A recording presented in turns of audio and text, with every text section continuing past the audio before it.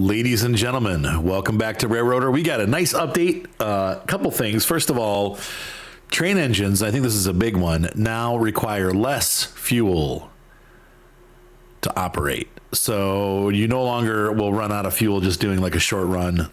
They've increased about double, it feels like, how far the engines can run, which means you don't have to engine up as quickly either. Because what happens is on the map, if you guys are familiar with the game, as you go from Bryson and you open up Alarka, this stretch is a really steep hill, and Robinson's Gap, and you add these businesses in. What was happening was the engines would get up there with just barely enough fuel to get back, making sometimes you have to go rescue an engine if you ran out of fuel. So now that has been reduced on how much fuel you use. You're still probably going to need a decent amount of horsepower to get up the hill, but that at least you're not going to be burning through crazy fuel. Decapod can do it with the Robinson Gap cars at Tier 5. The second consolidated can do it, the second tier consolidated.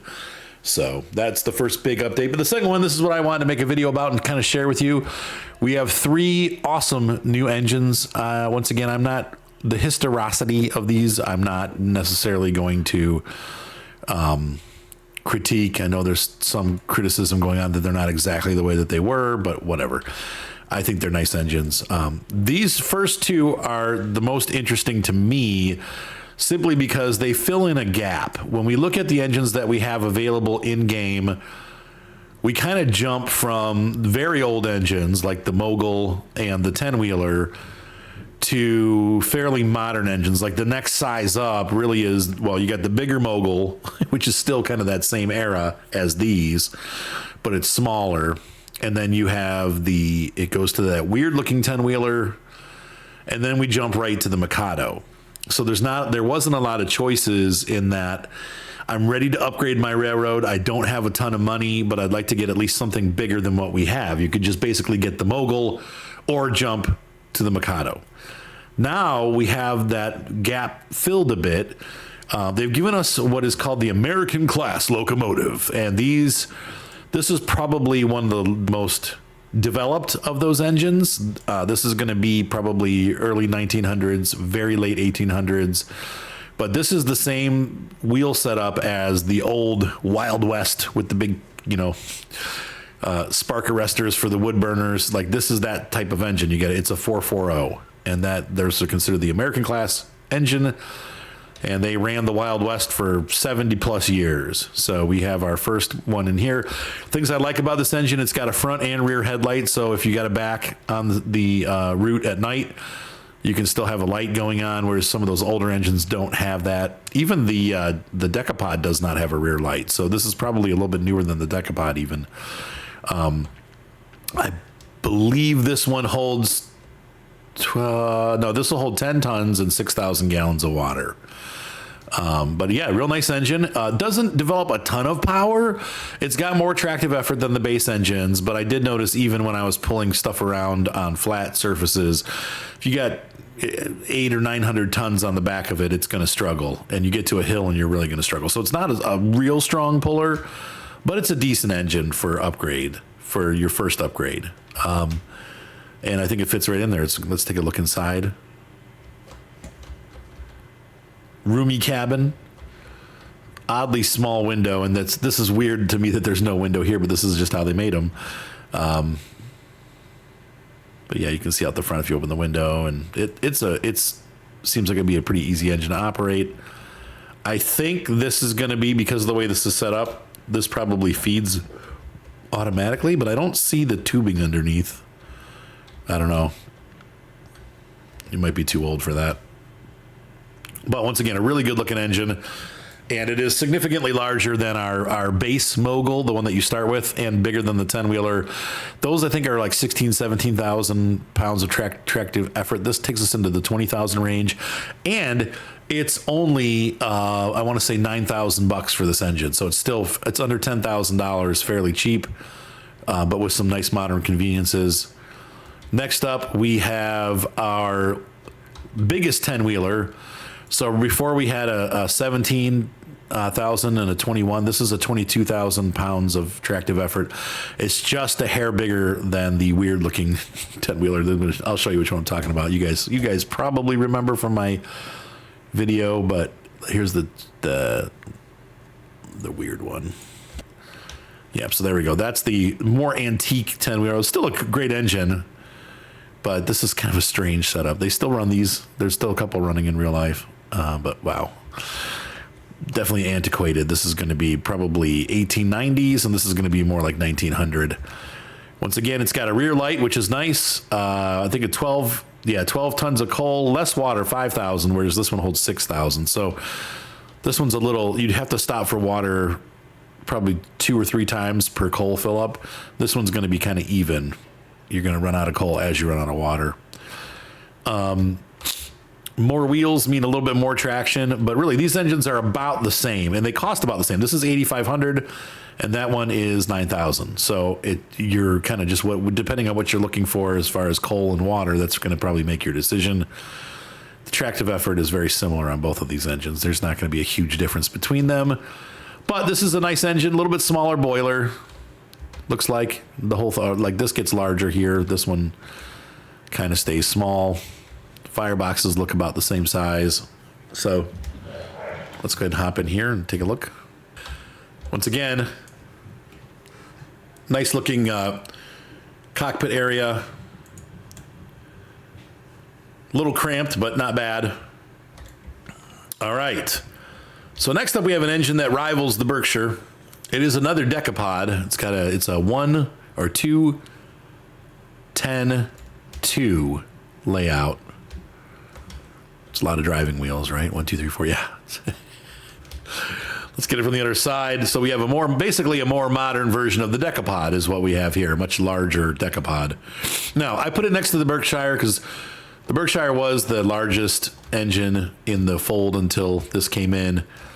And I would still say the Berkshire is a hair larger, but not necessarily on tractive effort. And also, the boiler's larger on this one, on the I think they call it the Santa Fe. And that is the size of the boiler on that thing. It makes it look like a narrow gauge engine. And that's kind of funny because it definitely is, it's a big engine when compared to the Berkey. I like it. It's ugly. Definitely ugly. It's just weird looking. I think because this is so large and then it shrinks down back here, that's a weird looking engine. I don't know anything about the history of this engine. I apologize.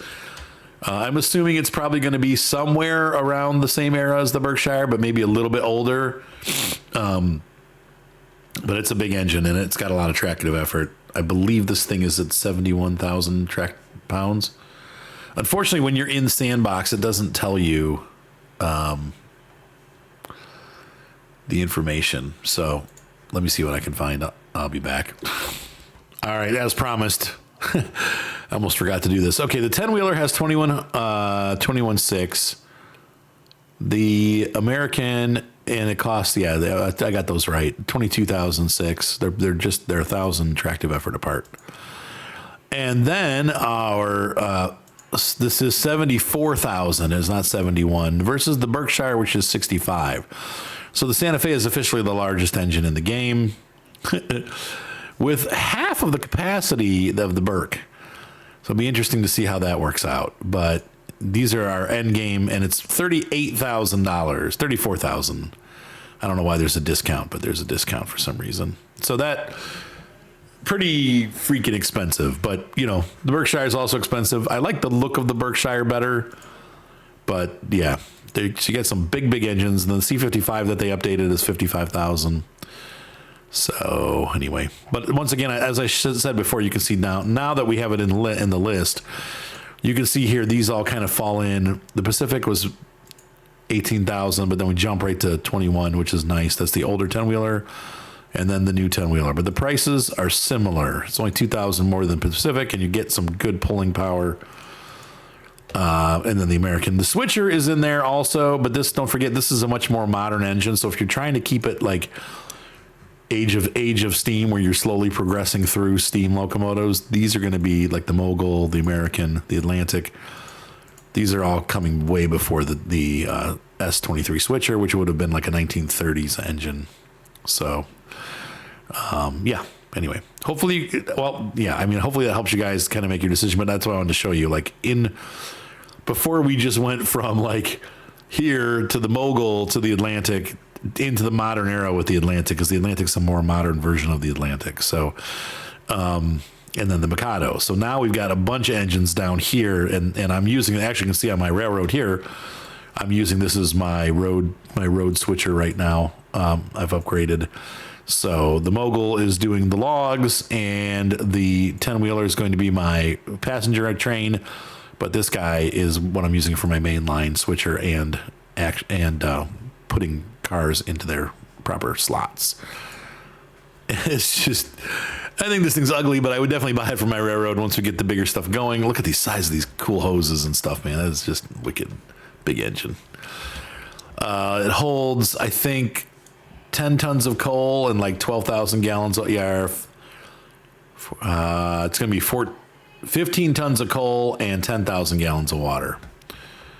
And just like the Berkshire, the window view this is not a great view out the front, but you just need to see the signals, really. These guys, I don't know, they drove blind. It was crazy. You had to stick your head out if you wanted to see, or lean your head. In real life, you could lean your head over. Oh, that's cool. We got the headlight controls right here. That's pretty neat. That's new. But lots of room in the cab. Definitely slanted boiler in here, and the controls are, let's see, reverser. It's probably a brake, or maybe cylinder cocks. I don't know. All right. Next up, we have an update or a visual update overall to the C55. So they basically said it's a new model, or model updated. I'm not sure what they did. They don't really give details on what they did to this, but it has been updated and it looks good to me. I don't know. Maybe there's things wrong with it. I don't know, but it looks fine to me. And it looks, these are the consolidated engines. They're a little bit smaller, but they are very powerful and very useful on our layout, or our route, if we want to be more technical. It's not a bad view, but it does look like it's different. I mean, it definitely looks different than it did before. I'm not sure exactly what they changed, but it does look completely different. In fact, I should probably go back and watch my old video and see, but I can tell they've updated it. So it looks great, honestly. And then over here, we have updates to the caboose. I'm not sure what changed on this. I don't remember the old caboose. I never used it. I usually just sold it right away. So, but here's the updated caboose. This looks new for sure. These handlebars or handles. I'm not sure if that's what they did, but if you know the difference, you can please mention it in the comments so that the other viewers can say, oh yeah, it's kind of cool. You can go up and sit in the, yeah. Railroad manager. Okay. So anyway, you can run the train from back here. Tell the engineer what to do, though they didn't really have, I don't think they had CB radios back then, so not until the 1950s, really, the walkie-talkie. Yeah, so there's a bunch of new stuff. Graphics changed a little bit. Grass looks different. They worked on the road beds. They worked on the colors. Everything looks, brighter, a little bit happier, not so grayed out, I guess. So as usual, the game looks great. But anyway, that is the big and exciting news for Railroader. Hopefully you guys enjoyed this video. Please feel free to subscribe. A thumbs up always help. And I will bring you more news as it comes out. But I'm not ready to do a review yet. I'm going to wait till the game is actually released to do a review, to get version 1.0, because it's still beta. So, but it is really cool. I'm really enjoying this game, and it's quite addictive, and I can't wait to put the review up because I've got really good things to say about this game as far as fun, gameplay, addictive. I mean, I've got 60 hours in this. All my friends have been playing this like crazy. So it's a very enjoyable game, and we'll maybe reboot a series or something where we do it. The series kind of died off, so I stopped doing it, but anyway, have a great day, guys. And if you want to check out the series, I think we went up to day 4, day 5, didn't get very far, but let me know if you like the series or not, and if I should continue it. Anyway, so we'll see you guys next time. See you around. Bye.